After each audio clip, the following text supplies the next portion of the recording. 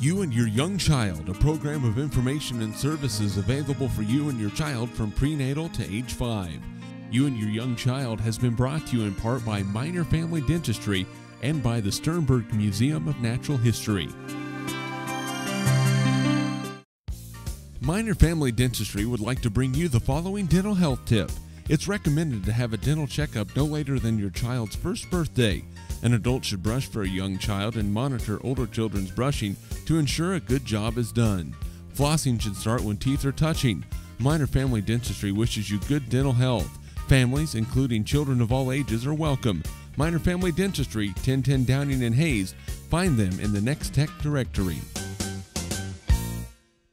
It's 40 feet long. It's a cold-blooded killer. And it's prowling the galleries of Sternberg Museum. It's Super Croc, 10 tons of terror that you've got to see to believe. Sternberg Museum and Project Exploration bring you a creature so big it was a dinosaur's worst nightmare. Don't miss your chance to see the science of Super Croc, only at the Sternberg Museum, Hayes, Kansas. Hello, and welcome to You and Your Young Child, the program devoted to early childhood. My name is Dana Stanton, and I'm the coordinator of the West Central Kansas Smart Start Grant. And with me today is Trooper Todd Hileman from the Kansas Highway Patrol. Welcome, Todd. Thank you. Now, Todd, today you're going to talk to us about car seats, but before we do that, tell us a little bit about yourself. How long have you been in law enforcement? I've been in law enforcement for about 17 years. Started out as a sheriff's deputy in Colby and joined the patrol in '98. It's been stationed pretty much all over Kansas, so I get to see all the different areas and watch people installing car seats. Now, what is your position with the Highway Patrol right now? I'm a public resource officer. There's 7 of me across the Highway Patrol. I take care of the outlying schools that don't have, say, a school resource officer. I go in and talk to them, and I also teach classes, and I'm a child seat technician and an instructor for that also. So. Now, I was talking to Todd earlier that I at one time was a car seat technician is the word, but now I'm not, so you're going to get to tell me what all I have missed out on or forgot about. Yes. Now, how long have you been installing child's car seats? I started in 2000. I became a technician, and then when I took this public relations job over, we all had to be instructors, so I've been an instructor for about 5 years. Okay. Now, what is there, for parents out there, what is the safest or best seat for your child?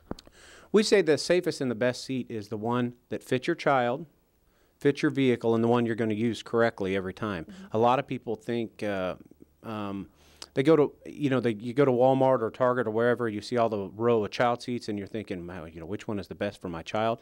That's why we recommend that you take your child with you when you're going to pick a seat out like that. Obviously newborn you can't do that, but when they start going through the different stages of seats, take your child with you in the store, let them test it out, see if it fits them, see if it's comfortable for them, and then you want to make sure it fits inside your vehicle, because not all car seats fit in some vehicles. An example of that would be, we have the smaller SUVs, and now seats are getting to be where you can buy one seat for your infant, and it's going to last until they're 8 years old, that one seat. Well, when they do that, they have to make that seat so huge that, like the middle seat of a small SUV, a lot of times it's only that wide, and it's just not going to work, and so that's what we're here for.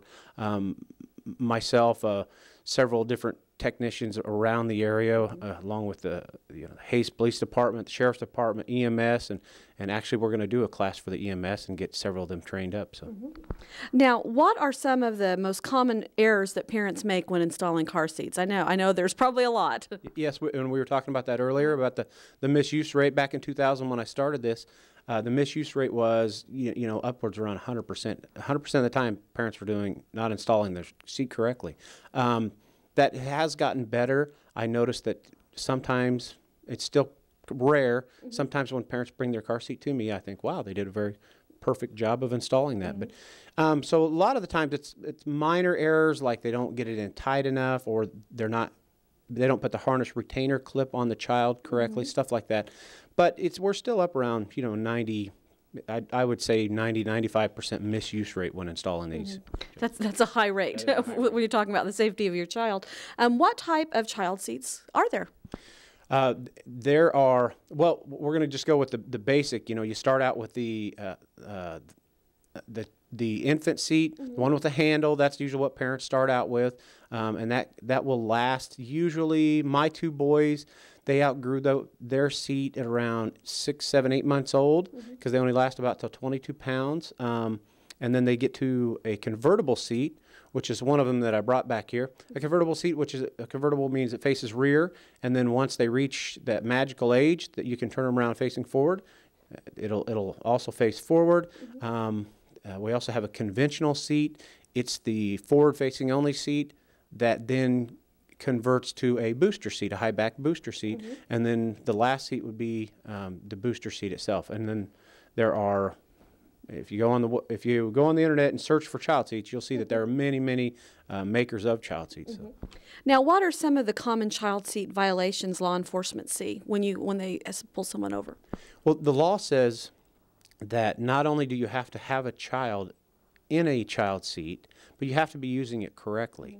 So there are several times where I will stop somebody, and when I stop them for whatever violation I stop them for, and I know as soon as I walk up there, I start looking at childs, and of course, since I'm an instructor, I start looking at that just to see how the child's in it, how they've installed it, and stuff like that. The common things that I see are a lot of time parents are not using the seat correctly. They'll have a 25-pound child still in an infant carrier, their head's hanging out the top.